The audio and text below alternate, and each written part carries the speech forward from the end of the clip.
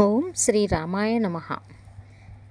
రామాయణంలోని బాలకాండము నుంచి జనకపురి నుండి శుభలేఖలు రావటం అనేటటువంటి విషయాన్ని గురించి ఈ అధ్యాయంలో తెలుసుకుందాం. ఆ రాత్రికి శ్రీ విశ్వామిత్రుల వారు శ్రీరామలక్ష్మణ సమేతముగా అచ్చటనే విశ్రమించిరి. మరుసటి ప్రాతకాలమున లేచి కాలకృత్యములు తీర్చుకొనిన వారై గురువులకు వందనములు చేసి వారి ఆశీర్వాదముల నొంది శ్రీరామలక్ష్మణులు ఇట్లు పలుకదొడిగిరి. గురువరేణ్య, మేము మీ యొక్క శిష్యులము కనుక మీరు ఎటుల ఆజ్ఞాపించెదరో అటుల నడచుటకు మేము సంసిద్ధులమై ఉన్నామని పలుకగా ఆ వాక్యములకు మునులు సంతసించిన వారై వారిని ఆశీర్వదించిరి. అంతలో మిథిలా నగరము నుండి రాజభటులు శుభలేఖలను తెచ్చి శ్రీ విశ్వామిత్రుల వారికిచ్చి వందనములు చేసి వెడలిపోయిరి. ఆ పిమ్మట శుభలేఖలను చదువుకునిన వారై శ్రీరామచంద్రులతో ఇట్లనిరి. రాఘవ, మిథిలాపుర నరేంద్రుడైన శ్రీ జనక మహారాజు యొక్క వరపుత్రికయగు సీతాదేవికి స్వయంవరము చేయ నిశ్చయించి మనకు శుభలేఖలను పంపి ఉన్నారు కాన మనము తప్పక మిథిలా నగరమునకు వెళ్ళవలైనని పలుకగా శ్రీరామలక్ష్మణులందుకు సమ్మతించిరి. వెంటనే వారు మువ్వురును మిథిలా నగరానికి పయనమై ఉత్తర దిశగా నడుచుచు సాయంకాలమునకు పవిత్రమైన నదీ ప్రాంతములకు చేరవచ్చిరి. ఆ రాత్రికి వారు మువ్వురును ఆ నదిలో స్నానము చేసి అక్కడనే శయనించిరి. మరుసటి ప్రాతకాలమున లేచి కాలకృత్యముల తీర్చుకొని తిన్నగా మధ్యాహ్న వేళకు గంగా నదీ తీరమునకు చేరవచ్చిరి. ఆ యొక్క ప్రాంతములో ఎటు చూచినను గుమ్మను సువాసనలు పెక్కటిల్లసాగెను. పలు విధములైన పుష్పజాతులతో నిండి చూచుటకు ఎంతో అతి మనోహరముగా ఉండెను. శ్రీరామచంద్రుల వారు అది కనిన వారై శ్రీ విశ్వామిత్రుల వారితో ఇట్లు ప్రశ్నించిరి. గురుకులోత్తమ, ఇంతటి నిర్మలమైన మృదు మధురమగు అనేక విధములకు ఫల పుష్పజాతులచే విరాజిల్లుచు చూచుటకు ఎంతో మనోహరముగానున్నది. కాన ఓ మహాత్మా, ఈ తీర ప్రాంతము యొక్క సవిస్తారమును నాకు విశదముగా వివరింపుడు అనగా ఆ వాక్యములకు శ్రీరామచంద్రుల వారికి శ్రీ విశ్వామిత్రుల వారు ఇటుల వివరింపుచున్నారు. శ్రీరామచంద్రుల వారికి శ్రీ విశ్వామిత్రుల వారు గంగా నది యొక్క వృత్తాంతముతో పాటు పవిత్రమైన సూర్యవంశమును కూడా వర్ణించి విశదముగా వివరిస్తున్నారు. సూర్యవంశ వర్ణనము ఏ విధంగా ఉన్నదో మరియు గంగోత్పత్తి విధానాన్ని గురించి తెలుసుకుందాం. ఈయన వంశోత్తమ, పూర్వకాలము నుండి ఎన్నో రాజవంశములు జనించినవి. రాజ్యములేలినవి వారిలో ఎందరో రాజులు చరితార్థులుగను చక్రవర్తులుగను ప్రసిద్ధికెక్కిరి. కానీ ఆనాటికి ఈనాటికి తరుగని ఘనకీర్తితో వెలసి చరితాత్మకమైన వంశమేమిటనగా సూర్యవంశమని చెప్పవలయను. అందలి విశేషమేమిటనగా ఈ యొక్క సర్వభూమండలమునకు ఏకఛత్రాధిపతి అయి సకల జీవకోటికి వెలుగు ప్రసాదించి రక్షించు జగన్మంగళ ప్రదాతయగు శ్రీ సూర్య భగవానుడు సంధ్యాదేవికి కలిగిన సంతానమే శ్రీ మను మహారాజు. కాన శ్రీ సూర్యవంశమునకు మూలపురుషుడు ఆయను. సత్యము, ధర్మము, నీతి, న్యాయము ఒకే త్రాటిపై నడిపి ధర్మము తప్పక 4 పాదంబుల నడిపించిన మహానుభావుడు. సత్య ధర్మముల కొరకు అనేక కష్టముల కొరించి ఓర్చి వారు కష్టపడి ప్రజల కష్టములను తీర్చిన మహాత్ముడు. అదే ప్రకారము తరతరాలుగా వంశ పారంపర్యంగా ధర్మ స్థాపన గావించిన మహనీయులు మీ వంశోద్భవులు కాబట్టి మీ సూర్యవంశమే ప్రసిద్ధికెక్కిన వంశమని చెప్పక తప్పదు. రామచంద్ర, గంగ యొక్క వృత్తాంతమును చెప్పవలైననిన ముందుగా మీ యొక్క సూర్యవంశ వృత్తాంతమును గురించి మీకు ముందుగా తెలిపెదను, శ్రద్ధగా వినుము. రాఘవ, సరయూ నదీ తీర ప్రాంతములో కోసల అను నామము గల రమణీయకమైన దేశము కలదు. ఆ రాజ్యములో ప్రజలకు ఎట్టి కొరతలు లేకుండా సురక్షితముగా ఉండిరి. దానికి అయోధ్య రాజధానిగా ఉండెను. శ్రీ మనుమహారాజు యనవంశ సంభూతుడై కోసల రాజ్యమును ధర్మము తప్పక పరిపాలించుచుండెను. ఇట్లు కొంతకాలము జరిగిన పిమ్మట ఆయనకు ఇక్ష్వాకు మహారాజు జన్మించెను. ఆయన పరిపాలనలో అయోధ్య పాలక దేశంబాయెను. అయోధ్య పరిపాలనలో ఇక్ష్వాకు మహారాజు మొదటివాడు. రామచంద్ర, ఇక్ష్వాకునకు కుక్షితుడు జన్మించెను. కుక్షితుడు చాలా తేజస్సు కలవాడు. ఆయనకు బలవంతుడగు వికుక్షితుడు జన్మించెను. ఆయనకు బలపరాక్రమముల గల బాణుడు ఉద్భవించెను.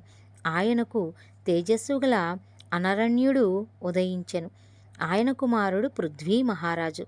ఆయన చాలా తెలివితేటలుగా ప్రేమతో రాజ్యమును పరిపాలించి కీర్తి యశస్సు నొందెను.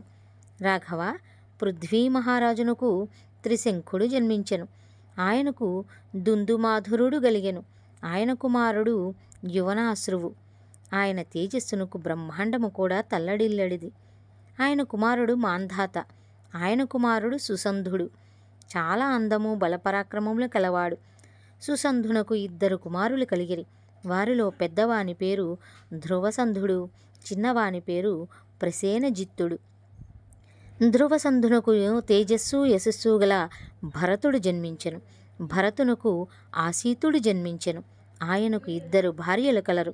రఘువంశోత్తమ, ఒకానొక దినంబున అసేత కాహేహుడు, తాల్జంఘుడు, శశాబింధుడు అను 3 రాజులతో ఘోర యుద్ధము సంభవించగా ఆ యుద్ధములో అసీతునకు పరాజయము కలిగెను. ఆ కారణముచే ఆయన 2 భార్యలను వెంబడించుకొని హిమాలయముల కరిగెను. అక్కడికి వెళ్ళినటువంటి పిమ్మట ఆయన భార్యలిద్దరూ గర్భవతులైరి. వారు గర్భవతులుగా ఉన్నప్పుడు అసీతుడు మరణించెను. ఆయన మరణించినప్పటి నుండి ఆ 2 రాణులు ఎల్లప్పుడూ ఒకరిపైనొకరు ద్వేషభావములతో ఈర్ష్య కలిగి ఉండిరి. ఇట్లుండగా ఒకనాడు చిన్న భార్య అగు కాళిందికి పెద్ద భార్య విషము పెట్టెను. ఆమె ఆ విషబాధతో తల్లడిల్లుచూ తిన్నగా శ్రీ చ్యవన మహర్షుల వారి యొద్ద కరిగి ఆయన పాదములపై పడి జరిగిన యావద్ వృత్తాంతమంతయు విశదముగా ఎరిగించి ఆయనను శరణు కోరెను. ఆమె యొక్క దీనాలాపనలు ఆలకించిన మహర్షుల యొక్క హృదయము కరిగిపోయెను. ఆమెను జాలిగా దగ్గరకు తీసుకొని ఇట్లు అభయదానమొసగిరి. అమ్మా కాళిందీ మహారాణి, నీకు నేను అభయమొసంగుచున్నాను. నీకేమియూ భయము లేదు. నీకు పుత్రుడు జన్మించును. అంతవరకు నీవు ఇచ్చటనే ఉండుము. నీ సవతి నీకు పెట్టిన విషము విరుగుటకు ఇదిగో ఈ ఔషధమును సేవింపుము. విషము విరిగి నీకు పుత్రుడు జన్మించును. వానికి సగరుడు అను నామకరణము చేసేదను. వానికి సాగర సంతానము కలుగకలదు. వాడు జగద్విఖ్యాతిగా చిరకీర్తి నొంది వర్ధిల్లగలడని పలికెను. రఘుకులేశ్వర, ఆ వాక్యములకు కాళింది మహారాణి సంతసించినదే మహర్షుల వారి కుటీరమునందే నివసించుచు వారికి సేవలు చేయుచు కాలము గడుపుతూ ఉన్నది. ఇలా జరుగుతూ ఉండగా ఒకనాటి సమయమున కాళింది మహారాణి సగరుని కన్నది. సగరుడు ఆయన ఆశ్రమమునందే దినదిన ప్రవర్ధమానముగా పెరిగి యుక్త వయస్సు గలవాడయ్యెను. అప్పుడు మహర్షుల వారి ఆజ్ఞానుసారముగా వారి దీవెనలందిన వారై తల్లితో కూడా కలిసి అయోధ్యకు తిరిగి వచ్చి రాజ్యపాలనము చేయుచు వివాహము చేసుకొనెను. కానీ ఎన్నాళ్లకు సంతానము కలుగనందున 2వ వివాహము కూడా చేసుకొనెను. అప్పటికీ సంతాన ప్రాప్తి కలగనందున 2 భార్యలను వెంబడించుకొని హిమాలయ పర్వతములకేగి శ్రీ భృగు మహర్షుల వారిని గురించి తపము చేసి మెప్పించి ఆయన సాక్షాత్కారముల నొంది ఆశీర్వాదముల గైకొని తిరిగి మరలా అయోధ్యకు చేరవచ్చెను. హీనవంశోత్తమ, సగరుడు అయోధ్యకు తిరిగి వచ్చిన కొలది దినంబులకు 2 భార్యలు గర్భములు దాల్చిరి. పెద్ద భార్యగు కేశాని గర్భమందు అసమంజసుడు అను, చిన్న భార్య గర్భమందున ఒక పౌత్రము అండము కలిగెను. ఆ అండమును చూచి రాజు ఖిన్నుడై దానిని పగలగొట్టగా ఆ అండము పిండములుగా మారి 60,000 బాలురు ఉదయించిరి. వారందరూ దినదినాభివృద్ధిగాంచుచు పెరిగి పెద్దవారైరి. వారిలో పెద్దవాడు యథానుడు తథా గుణము గలవాడు, తప్పుడు ప్రవర్తనలు కలిగిన మహా ఉద్దండు, హత్యాచారి మరియు క్రూరుడు. గ్రామమునందుల గల పసిపిల్లలను మోసముతో చంపుచుండెను. ప్రజలు వాని బాధలు సహింపజాలక మహారాజుతో మనవి చేసుకునగా వెంటనే పెద్ద కుమారుడైన యథానుని రాజ్య బహిష్కారము కావించి తరిమి వైచెను. ఇదంతా చూసినటువంటి సగర మహారాజు ప్రజల వాక్యములను విని తన జ్యేష్ఠ కుమారుడిని రాజ్యబహిష్కారము చే సమంజసమైన కార్యమేనా అన్న ప్రశ్న తలెత్తవచ్చు. దానికి ప్రతిగా సూర్యవంశములో జన్మించిన ఏ మహారాజైనను సరే ప్రజలకు ఒక ధర్మము, వారికి ఒక ధర్మమని ఏనాడూ భావించరు. అంత గొప్ప వంశం సూర్యవంశం. వారి దృష్టిలో తనవారు పరవారు అను భేదము ఏనాటికీ లేదు. అదియును కాక ప్రజలను కన్నబిడ్డలవలే కాచుట ప్రభువు ధర్మం. అట్టి ధర్మమునకు వ్యతిరేకి అయినవాడు కుమారుడైనను తండ్రి అయినను మరి ఎంతటి ఆప్తుడైనను సరే దేశ బహిష్కారమే కాదు మరణదండనకైనా వెనుకాడరు. అది సూర్యవంశ గొప్పతనం.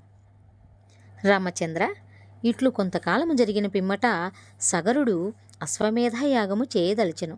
ఆ యాగమునకై భూమండలము అంతయు విజయము సాధించు శ్యామ కర్ణాశ్వమును విడిచిరి. దాని వెంట పెద్ద భార్య పుత్రుడుగు అసమంజసుని కుమారుడగు అంశుమానుని పంపిరి. ఆ యశ్వము భూమండలమునంతయు ప్రదక్షిణము గావించి విజయముగా యాగమునకు తిరిగి వచ్చుచుండగా దేవేంద్రుడు వారి యజ్ఞమును భగ్నము చేయనించి ఆ యాగాశ్వమును బంధించి ఈశాన్య దిశగా తపము చేసుకొనుచున్న శ్రీ కపిల మహర్షుల వారి వద్ద దొంగతనముగా కట్టి తాను వెడలిపోయెను. పాపము అంశుమానుడు యాగాశ్వము ఎటుపోయినది ఏమైనది తెలియక తిరిగి తిరిగి వేసారి చివరకు మహారాజు వద్దకు వచ్చి జరిగిన వృత్తాంతమంతయు విన్నవించుకున్నాడు. రాఘవ, ఆ వాక్యముల ఆలకించిన మహారాజు తన యొక్క 60,000 కుమారులను పిలిచి, కుమారులారా, యాగమునకై విడిచిన అశ్వము తిరిగి వచ్చినప్పుడు అదృశ్యమైనందున మీరు తక్షణమే బయలుదేరి వెడలి అశ్వము జాడ తెలుసుకుని రండని పలుకగా వారు తమ తమ ఆయుధములు చేబూని భూమండలమంతయు వెతికి విసిగి వేసారి చివరకు తండ్రిగారి వద్దకు వచ్చి చేతులు జోడించి ఇట్లు పలికిరి: నాన్నగారు, మీ ఆజ్ఞానుసారముగా మేము భూమండలమంతయు వెతికితిమి, కానీ మాకు ఈ యాగాశ్వము జాడ ఒక్కడనూ కనిపించలేదని పలుకగా ఆ వాక్యములకు రాజు ఒక్కింత తడవు ఖిన్నుడై మిక్కిలి రోషముతో ఇట్లు పలికెను: తనయులారా, మీరు నా కుమారులే అగుదురేని అశ్వము జాడ తెలుసుకొనకుండా నా వద్దకు రాజాలరు.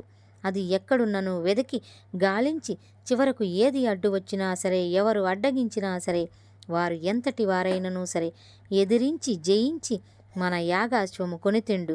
అశ్వము లేకుండా తిరిగి వచ్చిన ఎడల మీరు నాకు తనయులు కారు, నేను మీకు తండ్రిని కానని గట్టిగా పలికెను. రామచంద్ర, తండ్రి గారి కఠినోత్తరములు వారికి బాకుల వలె తగిలి మిక్కిలి రోషాద్వేషులై బయలుదేరి భూమి దద్దరిల్లుచుండగా తూర్పు నుండి పడమరకు, ఉత్తరము నుండి దక్షిణమునకు గ్రామములు, నగరములు, అడవులు, నదులు, తిప్పలు, పర్వతములు, ఇక అవి ఇవి అననేలా భూమిపై ఆవగింజ అంతయేనును పోనివక దండకారణ్యముల సహితము సర్వనాశనము గావించుచు తీవ్రముగా వెతుకుతున్నారు. వారి యొక్క అన్వేషణలో అనేక వృక్షములు, పక్షులు, జంతుజాలములు మరియు ప్రజలు కూడా హింసకు గురి అయ్యిరి. ఈ ప్రకారముగా వారు అష్టదిక్కులు గాలించగా ఈశాన్య దిక్కున శ్రీ కపిల మహర్షి తపము చేసుకొని చుండెను. వారి ప్రక్కన అశ్వము కట్టి ఉండెను. ఆ సమయములో శ్రీ కపిల మహర్షుల వారు తపస్సమాధిలో లీనమై ఉండిరి. రాఘవ, మహర్షుల వారి వద్ద అశ్వము గట్టి ఉండుట చూచి రాకుమారులు ముందు వెనక ఆలోచింపక మూర్ఖులై మునీశ్వరులను రాళ్లచే కొట్టుచు నానా విధముల దుర్భాషలాడుచు అనేక విధముల హింసింపసాగిరి. తపోదీక్షలో ఉన్న మహర్షుల వారు వారి బాధలను సహింపజాలక నేత్రములు విప్పి చూచెను. అది గనిన రాకుమారులు మహర్షుల వారినిట్లు దుర్భాషలాడసాగిరి: ఓరి గడ్డపువాడ, ఏమిరా నీ పొగరు? యాగమునకై విడిచిన యాగాశ్వమును నీ అబ్బ సొత్తువలే కట్టి వేసుకున్నావు. నిన్ను ఏమి చేసేదమో చూడుము. నిన్నిప్పుడే యమపురికి నంపి ఈ అశ్వమును కొనిపోయేదమని పలికిన వారే మీదకు రాదొడంగిరి. అది కనిన శ్రీ కపిల మహర్షుల వారు మిక్కిలి ఆగ్రహము నొందిన వారై ఆ యొక్క 60,000 రాకుమారులను భస్మము గావించెను. ఆ కుమారులు అలా ఎందుకలా తొందరపడి హతమైపోయారు అన్నదానికి వినాశకాలే విపరీత బుద్ధి అన్నట్లుగా వారికి వినాశకాలము దాపురించి కన్ను మిన్ను కానక చరించి మారణమైపోయారు. ఎంతటి వారికైనను అహము పనికిరాదు, పైగా ఆత్రమెప్పుడు హాని తెచ్చును అన్న సామెత అక్షరాల వారు చేసిన పనికి రుజువుగా ఉంది. ఆత్రమెప్పుడు హాని తెచ్చును అంటే ఏమిటో వివరిస్తాను చూడండి. ఒకానొక గ్రామంలో ఒక కాపువాని భార్య సంతానము లేనందున ఒక ముంగిసను తెచ్చి పెంచుకొనుచుండెను. ఆ పిమ్మట ఆమెకు ఒక మగబిడ్డ జన్మించెను. లేక లేక కలిగిన సంతానము గనుక ఎంతో గారాపముగా పెంచుకొనుచు ముంగిసను కూడా శ్రద్ధగా చూచుకొనుచుండెను. ఒకనాటి సమయమున ఆమె బిడ్డను ఊయలలో పరుండబెట్టి ముంగిసను కావలి ఉంచి మంచినీరు తెచ్చుకొనుటకై బావికి వెళ్ళెను. అంతలో ఒక పాము వచ్చి ఊయలలో ఉన్న పిల్లవానిని కాటు వేయబోగా ముంగిస చూచి ఆ పాముపై కలియబడి దానిని చంపి ముక్కలు ముక్కలుగా చేసెను. ఆ కారణముచే దాని మూతి అంతయు రక్తము మరకలు నిండి ఉండెను. అంతలో ఆమె నీళ్ల కడవనెత్తుకుని తిరిగి వాకిలి వద్దకు రాగా తాను చేసిన ఘనకార్యమునకు తన యజమానురాలు ఎంతో మెచ్చుకొనునన్ను సంబరముతో ముంగిస తోకాడించుచు ఎదురేగి గంతులు వేయసాగెను. అప్పుడా కాపువాని భార్య ఆ యొక్క ముంగిస మూతివైపు చూచి ఆలోచన లేకుండగానే ఆత్రపడి తన బిడ్డడినే చంపింది ఇది అని భ్రమించి తాను తెచ్చిన నీళ్ల కడవను ఆ ముంగిస మీద పడవేచెను. పాపం ఆ ముంగీస గిలాగిలా తన్నుకొని చచ్చెను. నీళ్లు పోయినవి, కడవ పగిలిపోయినది. ఆతృతతో లోనికి వెళ్ళి ఊయలలో చూడగా పాపడు హాయిగా నిద్రించుచుండెను. ఊయల క్రింద పాము ముక్కలు పడి ఉండుట చూచి తాను చేసిన తెలివి తక్కువకు తానెంతో నొచ్చుకొనెను. అందుకే ఆత్రపడుట ఎంత దోషకరమో ఈ కథ వింటే అందరికీ అర్థమవుతుంది. అందుకే తొందరపడి చేసిన తెలివి తక్కువ పనికి నిష్కారణముగా వాళ్ళు కూడా పుత్రులందరూ బూడిదైపోయినారు. రామచంద్ర, ఈ కథ ఇట్లుండగా అయోధ్యలో శ్రీ సగరమహారాజు అశ్వము కొరకు వెళ్ళిన రాకుమారులు ఎన్నాళ్లకు తిరిగి రానందున అనేకముగా చింతించినవాడై తన మనుమడైన అంశుమానుని పిలిచి ఇట్లనియే: నాయనా, మీ తండ్రిగారు అశ్వమును వెతుకుటకే వెళ్ళినారు, కానీ ఇంతవరకు తిరిగి రాలేదు. వారు ఏమైనది, ఎక్కడున్నది జాడైనా తెలియలేదు. కాబట్టి నీవు తక్షణమే వెళ్ళి వారి జాడలను, అశ్వము జాడలను తెలుసుకొని వచ్చి నాకు శుభవాక్యములు నెరిగింపుమని ఆశీర్వదించగా అంశుమానుడు అంటే జేజినాయన తాతగారికి వందనములు చేసి బయలుదేరెను. జేజినాయన అంటే తాతగారు. రాఘవ, అంశుమానుడు తిన్నగా బయలుదేరి వెడలి వారి తండ్రిగారుల యొక్క అడుగుజాడలను బట్టి తిన్నగా శ్రీ కపిల మహర్షుల వారి చెంత కరిగాను. మహర్షుల వారి చెంతనున్న అశ్వమును, అక్కడ గల బూడిద దిబ్బలను చూచి బుద్ధిశాలియగు అంశుమానుడు అంతయు గ్రహించి హోరున ఏడ్చుచు ముని పాదములపై పడి వేడుకొనెను. అప్పుడు శ్రీ కపిల మహర్షుల వారు కరుణించి అంశుమానుని లేవదీసి ఇట్లు ఓదార్చెను: ఓయి అసమంజసుత్ర, ఇదిగో ఇటు చూడుము, మీ తండ్రి గార్ల తెలివి తక్కువ పనికి బూడిద దిబ్బలైపోయినారు. కాబట్టి నీవిప్పుడు ఎంత విలపించినను ఫలితము లేదు. అందువలన ఈ యాగాశ్వమును గొనిపోయి అశ్వమేధయాగము పూర్తి గావించుకొనుడని పలుకగా ఆ వాక్యములకు అంశుమానుడు ఇట్లు పలుకదొడిగెను: భగవస్వరూపులైన ఓ తాపసోత్తమా, మా తండ్రిగారులు మీ యొక్క కోపాగ్నిచే భస్మమైపోయినారు, కానీ పూర్తిగా ఆయువు తీరిపోలేదు కదా. కాన వీరికి మోక్షము కలుగుటకు తగిన ఉపాయం వేదైన నాకెరింగింపుడనగా అందులకు మునీశ్వరులు సంతసించిన వారై ఇట్లు వచించిరి: బాలక, శ్రీ మహావిష్ణు పాదములయందుండు పవిత్రమైన గంగాజలము ఈ యొక్క శాపగ్రస్తుల బూడిద దిబ్బల మీదుగా ప్రవహించిన ఎడల వారికి మోక్షము కలగగలదు. అంతవరకు వీరికి మోక్షము లేదు. కనుక మీరు పరమ పవిత్రమైన గంగాజలము కొరకు తపము చేయుడు. ఒకవేళ మీ తపస్సు ఫలించనేని మీ కీర్తి స్థిరస్థాయిగా విఖ్యాతి నొందగలదు, మరియు మీ తండ్రి గారులకు మోక్షము కలగగలదని పలికి ఆశీర్వదించెను కపిల మహర్షి. రామచంద్ర, ఆ వాక్యములు ఆలకించిన వాడై అంశుమానుడు అశ్వమును వెంబడించుకొని అయోధ్యకు తిరిగి వచ్చి జరిగిన యావద్ వృత్తాంతమంతయు మహారాజునకు విన్నవించెను. ఆ వాక్యములు విన్నంతనే మహారాజు ఖిన్నుడై అనేకముగా విలపించెను. కొంతకాలము జరిగిన పిమ్మట అశ్వమేధయాగమును పూర్తిగా వించి గంగోత్పత్తికై ఎన్నో ప్రయత్నములు చేసి అవి ఫలించనందున క్రమక్రమముగా బలహీనుడగుచూ చివరకు మనోవ్యాధిచే మరణించెను. మహారాజు మరణమొందగనే ఆయన మనుమడైన అంశుమానుడు పట్టాభిషిక్తుడాయను. ఇట్లు కొంతకాలము జరిగిన పిమ్మట అంశుమానునకు దిలీపుడు జన్మించెను. దిలీపునకు యుక్త వయసు రాగానే దిలీపునకు పట్టాభిషేకం గావించి తన తండ్రి గారులకు మోక్షప్రాప్తి కలిగించుటకై హిమాలయములకేగి 300 వత్సరములు తపము గావించి పరమపదము నొందెను. ఆయన వలన గంగోత్పత్తి గాని మోక్షప్రాప్తి గాని సంభవించలేదు. కొంతకాలం పిమ్మట దిలీపునకు భాగీరథుడు జన్మించెను. దిలీప చక్రవర్తి కూడా గంగోత్పత్తి కొరకు ఎన్నో యాగములు గావించి చివరకు ఆయన కూడా పరమపదము నొందెను. ఆయన వలన కూడా ఫలించలేదు. దిలీపుడు మరణమొందగనే భాగీరథుడు సింహాసనం అధిష్ఠించెను. ఆయనకు ఎన్నాళ్లకు సంతానము కలగనందున తన యొక్క పితృదేవులకు మోక్షము కలగనిదే తనకు సంతాన ప్రాప్తి పొందజాలదని నిర్ణయించుకొనినవాడై ఎలాగైనా సరే తపము చేసి వారికి మోక్షప్రాప్తి కలిగించవలైనని దీర్ఘముగా ఆలోచించిన వాడై తన యొక్క మంత్రికి రాజ్యభారమును అప్పగించి గోకర్ణ తీర్థయాత్రలకేగి అచ్చట అన్నాహారములు మాని చివరకు గాలి కూడా పీల్చక ఒంటికాలిపై నుండి అతి ఘోరముగా తపము చేయసాగాను.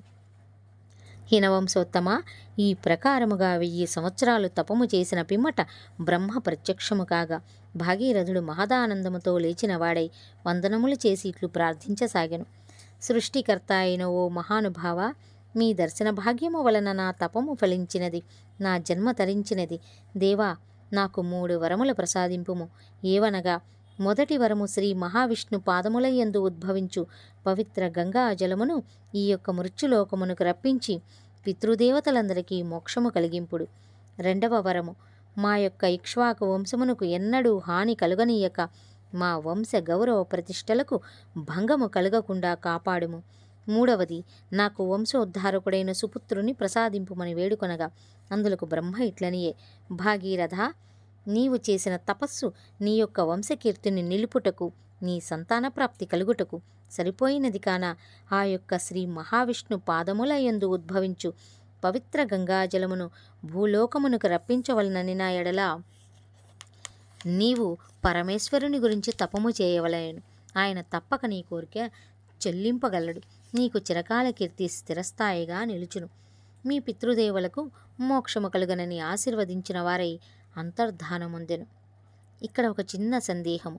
అంశుమానుడు కూడా సగరుని వారసత్వమే కదా, మరి వారి తల్లిదండ్రుల కంటే తానెట్లు తెలుసుకొనగలిగెను? అంటే తెలివితేటలకు పెద్ద చిన్న తారతమ్యములు కానీ వంశ వారసత్వములు కానీ ఉండవు. మరి ఒక విషయము, కండబలము కలిగినప్పుడే గర్వాంధకారముచే కన్నుగప్పి మూర్ఖులై చరింతురు. పైగా 60,000 రాకుమారులు ఒక్కమ్మడిగా ఉన్నప్పుడు వారెంత రాజవంశులైనను అహంకారులు కాక తప్పదు కదా. అంశుమానుడు అలా లేడు. తండ్రికి వాడొక్కడే కొడుకుగాన, పెద్దల ఆజ్ఞలో వినయ విధేయతలతో పెరిగినవాడుగాన తాను తెలుసుకొనగలిగినాడు. ఇనకలు సార్వభౌమ, బ్రహ్మదేవుని ఆశీర్వాదములు నొందిన వారై భాగీరథుడు అతి ఉత్సాహముగా హిమాలయ పర్వతములకేగి అన్నాహారములు తినక తన కాలి బొటన వ్రేలిపై నిలుచుని అతి కఠోరముగా ఈశ్వరుని గురించి 1000 సంవత్సరములు మరలా తపము చేయగా దీన దయాకరుడైన మహాదేవ శంకరుడు ప్రసన్నుడై భాగీరథునితో ఇట్లనియే, ఓయి భాగీరథ, నీ యొక్క కఠోరమైన తపస్సునకు నేను చాలా సంతసించితిని. కాన నీకేమి వరము కావలయునో కోరుకునుము, తప్పక నెరవేర్చెదనని పలుకగా భాగీరథుడు మహదానందముతో లేచి పరమేశ్వరునకు సాష్టాంగ దండ ప్రణామములు చేసి నిలుచుని చేతులు జోడించి అతి భక్తి వినయములతో వినమ్రుడై ఇట్లు పలికెను, స్వామి దయామయ, మా పితామహులు మహర్షుల వారి ఘోర శాపములకు గురి అయి బూడిద దిబ్బలుగా మారిపోయినారు. శాపకారణము చే వారికి అకాల మరణము ప్రాప్తించినది కనుక వారు మోక్షప్రాప్తి నొందలేదు. కాన వారికి మోక్షము ప్రాప్తించగలందులకై శ్రీ మహావిష్ణు పాదములయందు ఉద్భవించు పవిత్ర గంగాజలముని ఈ భూలోకమునికి రప్పించి మా పితామహుల యొక్క బూడిద దిబ్బల మీదుగా ప్రవహింపచేసి వారికి మోక్షము కలిగించి నన్ను కృతార్థుని చేయుడని ప్రార్థించగా అందులకు అతని యొక్క నిస్వార్థమైన నిష్కల్మషమైన భక్తికి మెచ్చుకుని తథాస్తు అని పలికిన వారై శ్రీ మహావిష్ణు పాదములయందు ఉద్భవించినట్టి గంగాజలమును భూలోకమునికి రప్పించెను. గగనము నుండి గంగాదేవి ఏకధారగా ఈశ్వరుని పాదముల చెంత దుముకసాగెను. అట్టి సమయమున గంగాదేవి మనసులో ఇట్లు తలపోసెను, నేను ఇంత తీవ్రముగా గగనము నుండి ఈశ్వరుని చెంత దుముకుచున్నాను. పాపమా, పరమేశ్వరుడు నా ధాటికి తట్టుకుని నిలువగలడో లేడో పరీక్షించవలనని మరింత తీవ్రముగా దుముకసాగెను గంగాదేవి. ఇక్ష్వాకుల దీప, ఆ యొక్క ప్రవాహ తీవ్రతను చూచి పరమేశ్వరుడు దివ్య దృష్టిచే గ్రహించిన వాడై మిక్కిలి రోషముచే తన జడలను ఊడదీసి భూమిపై విస్తారముగా విసరెను. అప్పుడు గంగాదేవి పరమేశ్వరుని జడల నుండి బయటకు వచ్చుటకై ఎన్నో విధముల ప్రయత్నించినదై శక్తి చాలక ఉక్కిరి బిక్కిరి అవుచుండెను. అదిగనిన భాగీరథుడు పరమేశ్వరుని వద్దకు చేరి వందనములు చేసి ఇట్లు పలికెను, స్వామి, నీవు గంగాదేవిని బయటకు విడవకున్నచో మా పితృదేవతలకు ముక్తి కలగనేరదు. ముందు రాబోయే యుగములో కూడా కోటానుకోట్ల జీవరాశులకు ఆధారము లేక అల్లాడిపోయేదరు. మరియు భూలోకములో పవిత్రమైన గంగాజలము నదిగా ప్రవహించకున్న పాపములు పెరిగి జనులు ముక్తి పొందజాలక నరకయాతనల పాలగుదురుగాన ఓ దయామయ, గంగాదేవి యొక్క తప్పును క్షమించి లోక కళ్యాణార్థమై గంగాదేవిని బయటికి విడువమని ప్రార్థించగా భాగీరథుని యొక్క ప్రార్థనను ఆలకించిన వారై పరమేశ్వరుడు 7 జడలను పైకి తీయగా గంగాదేవి ఊపిరి సలుపుకొనినదే 6 ధారలు మాత్రము పశ్చిమ దిశకు, 1 ధార మాత్రము తూర్పు భాగము నుండి భాగీరథుని యొక్క రథము వెనక ప్రక్కగా నదులుగా మారి భూలోకమునందు జీవనదులుగా వెలసి సప్తనదుల పేర ప్రవహింపసాగాను. గంగానది మాత్రము భాగీరథుని యొక్క పితామహుల యొక్క బూడిద దిబ్బల మీదుగా ప్రవహించగా ఆ బూడిద దిబ్బలన్నీ గంగలో కలిసిపోయెను. ఆ పిమ్మట గంగాదేవి శ్రీ కపిలేశ్వర స్వామిని దర్శించి అటు నుండి సాగరములో కలిసెను. రామచంద్ర, గంగాదేవి ఆకాశము నుండి భూమిపై దూకునప్పుడు ఎన్నో పశుపక్ష్యాదులు, వృక్షములు, అనేక జంతుజాలములు గంగకు ఆహుతి అయిపోయెను. గంగాదేవి నిర్మలముగా పారుచున్నప్పుడు రాజహంసలు, నెమళ్ళు ఆడుకొనసాగెను, కోయిలలు కూయసాగెను. ఆ యొక్క ప్రదేశమంతయు చూచుటకు ఎంతో రమణీయకముగా ఆనందముగా ఉండెను. గంగా నది యొక్క దృశ్యమును చూచుటకు దేవతలు విమానములపై వచ్చి చూచి ఆనందించిన వారై పుష్పవర్షములు కురిపించిరి. ఋషులు మునులతో సహా ఆనందోత్సాహములో జేజేలు పలుకుచు పరమేశ్వరుని, భాగీరథుని మరియు గంగాదేవుని గురించి అనేకములుగా పొగుడుకొనసాగిరి. హినవంశోత్తమ, ఈ ప్రకారముగా కొంతకాలము గడిచిన పిమ్మట భాగీరథునికి కాకుత్స మహారాజు జన్మించెను. ఆయనకు రఘుమహారాజు జన్మించెను. ఆయనకు ఎన్నాళ్లకు సంతానము కలగనందున గోపూజలు భక్తి శ్రద్ధలతో చేయగా కొన్నాళ్లకు ప్రవృద్ధు మహారాజు జన్మించెను. ఆయన కుమారుడు శ్రీశాంఖుడు. ఆయనకు సుదర్శనుడు జన్మించెను.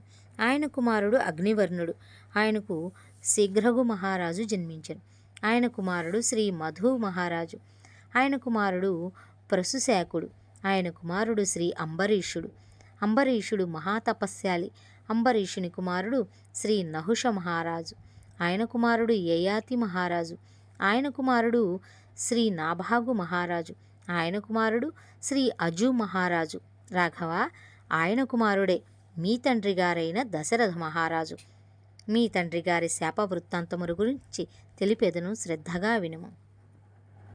దశరథుని యొక్క శాప వృత్తాంతమును తదుపరి అధ్యాయంలో తెలుసుకుందాము. ఇప్పటికీ కూడా మా ఛానల్ని సబ్స్క్రైబ్ చేసుకోకపోతే దయచేసి సబ్స్క్రైబ్ చేసుకొని మా వీడియోస్ కనుక మీకు నచ్చితే లైక్ చేసి షేర్ చేసి మా ఛానల్ని ఆదరిస్తారని ఆశిస్తూ ధన్యవాదాలు.